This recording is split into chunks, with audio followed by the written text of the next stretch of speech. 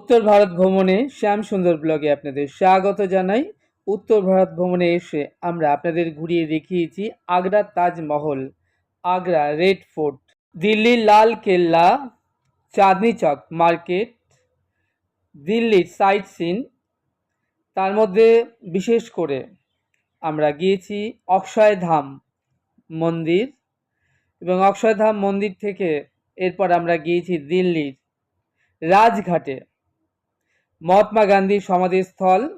এরপর আমাদের রয়েছে, আমরা যাব ভারতের প্রাণকেন্দ্রে, রাজধানীতে দিল্লি শহরে অবস্থিত ভারত মাতার বীর শহীদ সন্তান জওয়ানদের স্মৃতির উদ্দেশ্যে নির্মিত ইন্ডিয়া গেট দর্শন করতে। সেই মতো আমরা চলে এসেছি ভারতের প্রাণকেন্দ্র রাজধানীতে অবস্থিত ইন্ডিয়া গেটে। আমরা এখন দাঁড়িয়ে রয়েছি ইন্ডিয়া গেটে। প্রথম বিশ্বযুদ্ধ ও অ্যাংলো আফগান যুদ্ধে নিহত প্রায় 90,000 ভারতের বীর শহীদ যোদ্ধাদের স্মৃতির উদ্দেশ্যে এই ইন্ডিয়া গেট নির্মাণ করা হয়। এই ইন্ডিয়া গেট নির্মাণ করা হয়েছিল ব্রিটিশ আমলে।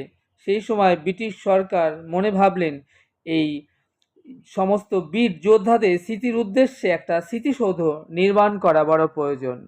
1921 সালে রানী ভিক্টোরিয়া ও প্রিন্স অ্যালবার্টের পুত্র আর্থার এই ইন্ডিয়া গেটের নির্মাণ কার্য শুরু করার পরিকল্পনা করেন।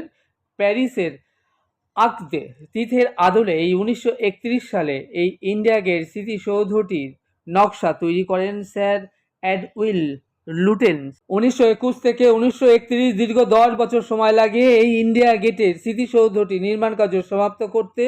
এই ইন্ডিয়া গেটের নাম প্রথমে রাখা হয়েছিল অল ইন্ডিয়া ওয়ার মনুমেন্ট। 13,000 বীর শহীদের নাম লেখা আছে ইন্ডিয়া গেটে। 42 মিটার উঁচু এই স্মৃতিসৌধটি নির্মাণ করতে রাজস্থানের ভরতপুর থেকে আনা হয়েছিল লাল বেলে পাথর ও গ্রানাইট হোয়াইট পাথর। এই নির্মাণ কার্য সম্পন্ন করা হয়। পরবর্তীকালে এর নাম পরিবর্তন করে নাম রাখা হয় ইন্ডিয়া গেট।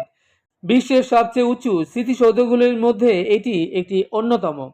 এই রকম আরও একটি ইন্ডিয়া গেট নামে স্মৃতিসৌধ রয়েছে ভারতের মুম্বাই শহরে। সেই স্মৃতিসৌধটির নামও রাখা হয়েছে ইন্ডিয়া গেট।